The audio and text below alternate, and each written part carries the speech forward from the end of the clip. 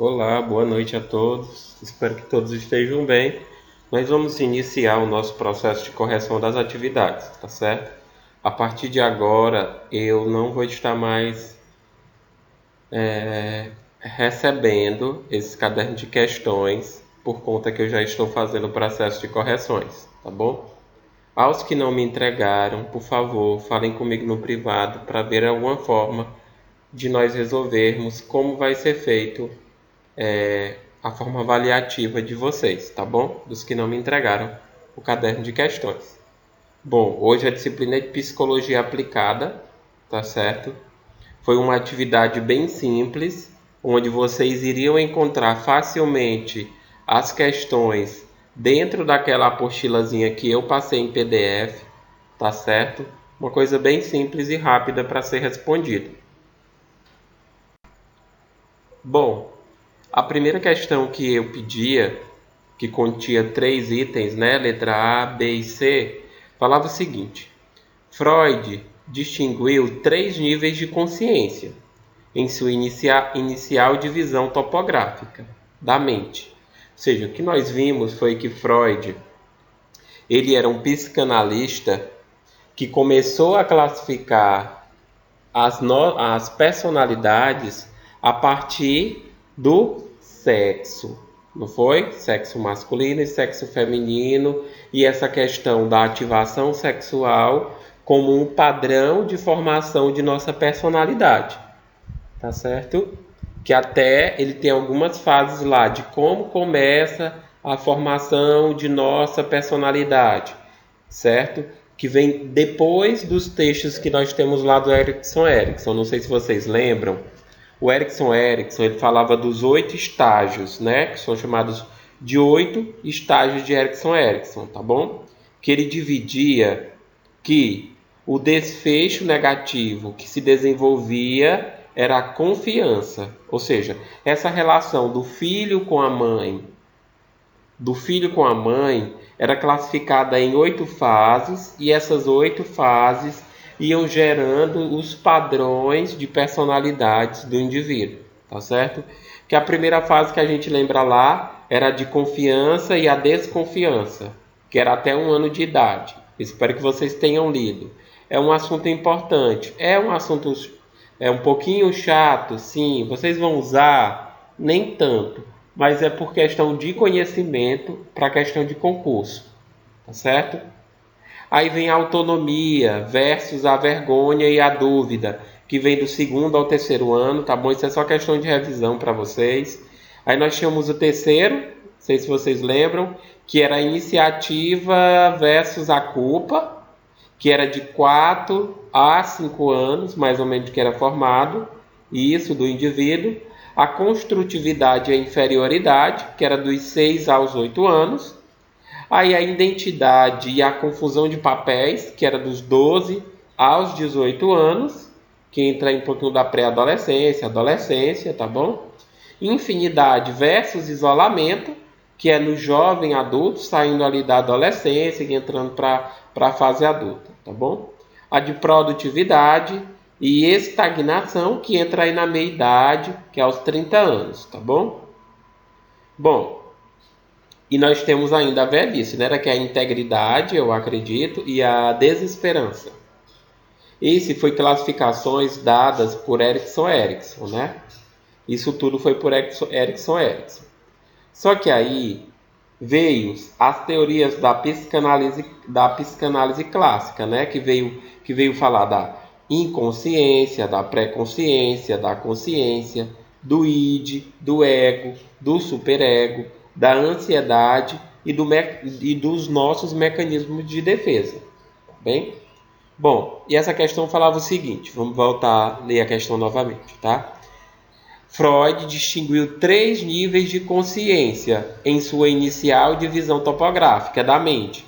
Ou seja, nesse estudo que o Freud iniciou fazendo, ele dividiu em 3 níveis topográficos, tá bom? Elas são a consciência, a pré-consciência e a inconsciência. A razão distinta, de forma sucinta, o que é? Eu quero que vocês, de forma sucinta, coloquem lá o que é consciência, o que é pré-consciência e o que é inconsciência. Consciência, eu acredito que muitos de vocês já sabiam, até com a palavra de vocês, vocês conseguiriam me dizer o que é uma consciência, o que é um ser consciente, né? Para Freud, consciência diz respeito à capacidade de ter percepção dos sentimentos, dos nossos pensamentos, das lembranças e das fantasias do momento. Ou seja, isso é consciente, é um ser consciente. É a partir do momento de que um ato que eu fiz, eu sou consciente de que ele vai gerar um resultado, tá bom? Ou seja, eu vou ter a capacidade de percepção do meu ato, tá bom? Dos sentimentos que isso vai me gerar, dos pensamentos que irão trazer e das lembranças e fantasias do momento, tá certo? Consciente. Ou seja, você fez um ato de forma consciente, tá certo?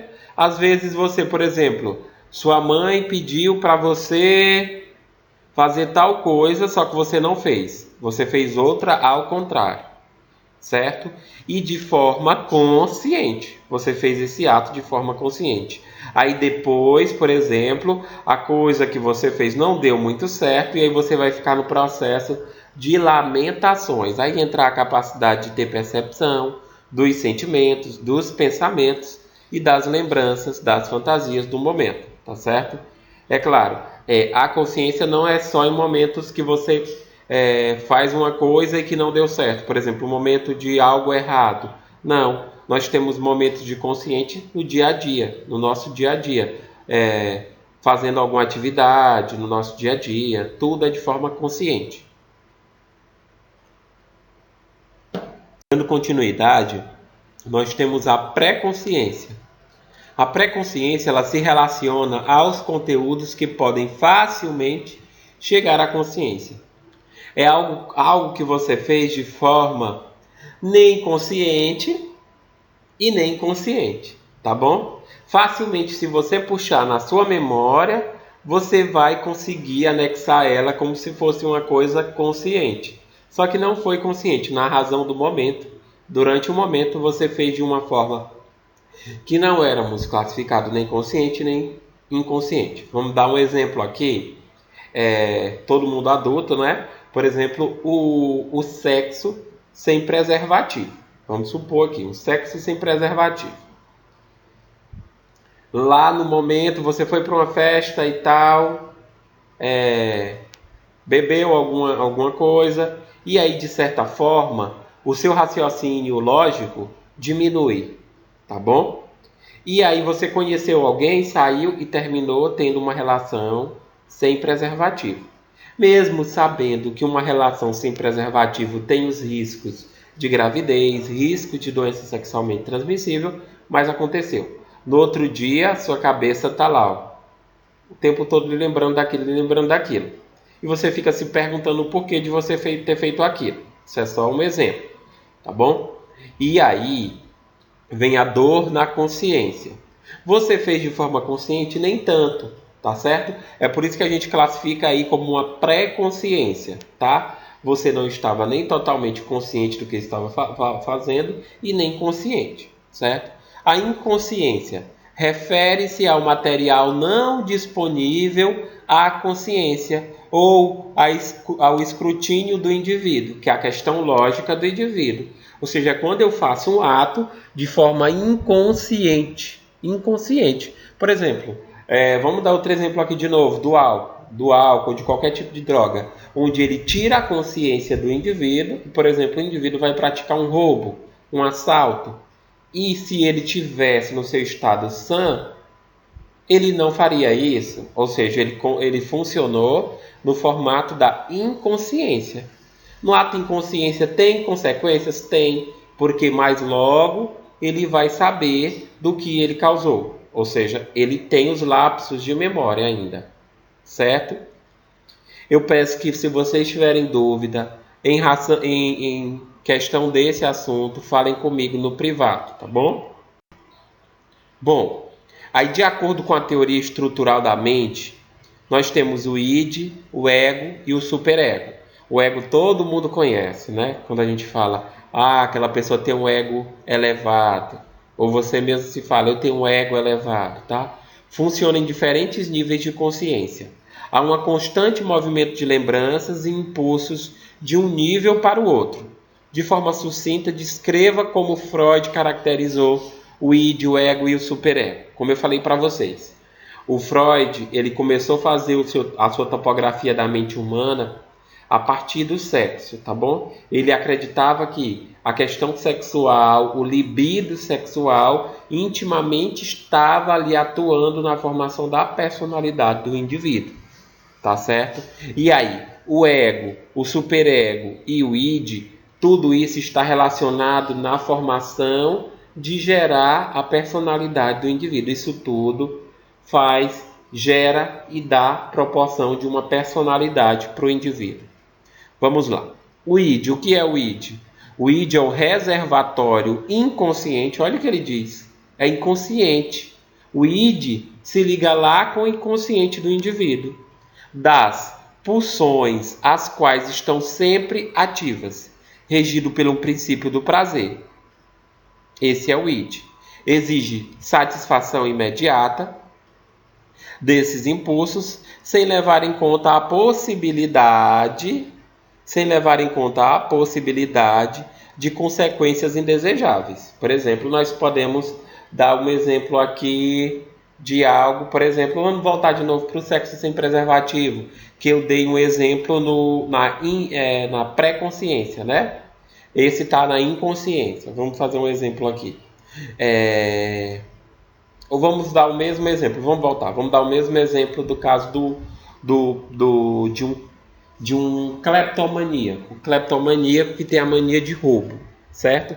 Ele rouba ali pelo prazer momentâneo, certo? De forma inconsciente, ele rouba o produto, tem aquele prazer, só que tem a satisfação, como falar que o id, ele exige a satisfação imediata. Um cleptomaníaco que ele rouba ali momentaneamente, ele tem a satisfação imediata dos seus impulsos, tá bom? Mas, por conta disso, vem o quê? A possibilidade de consciências indesejáveis. Mas, logo, ele vai estar com as consciências indesejáveis. Se perguntando, por que eu roubei isso? Por que eu fiz isso? Por que eu fiz isso? Entendeu? Vai bater na consciência dele. Ou seja, é de forma inconsciente, sim. Mas isso vai afetar o consciente dele. Se não tiverem entendido, me perguntem no privado que eu vou tentar tirar essas dúvidas de vocês. Bom, o ego. O ego ele funciona principalmente a nível de consciente e pré-consciência. Por isso que quando a gente fala, eu tenho ego elevado. O ego elevado você faz de forma consciente. Por exemplo, ser arrogante em alguns momentos. Isso está intimamente ligado com o ego. E isso você faz de forma consciente. Às vezes de forma pré-consciente, que você não tá ali. Você às vezes faz, tem uma... Como se diz? Você de forma inconsciente, ali na pré-consciência, você fez um ato sem querer. Por exemplo, vamos dizer aqui o ego. Ele também tem a ver também pessoas preconceituosas. Eles têm um ego muito elevado também, certo? Vamos dar um exemplo aqui, por exemplo, dos casos de você ter um preconceito com uma determinada raça, cor ou sexo. Por exemplo, homossexual. Você de forma inconsciente soltou uma palavra preconceituosa e com um ar de arrogância, tá certo? Onde isso tem muito a ver com seu ego, mas saiu sem querer. Depois você vai repensar o que foi que você falou e viu que não foi certo. Isso está dentro do ego, tá certo? E o ego muitas das vezes está nessa de não aceitar opiniões alheias, opiniões dos outros, tá certo? Vamos continuar. É regida pelo princípio da realidade, certo? O ego cuida dos impulsos do id, tão logo encontra as circunstâncias adequadas. Desejos inadequados não são satisfeitos, mas reprimidos. No ego, muitas das vezes, nós reprimimos os nossos impulsos, vamos dizer aí, tá bom?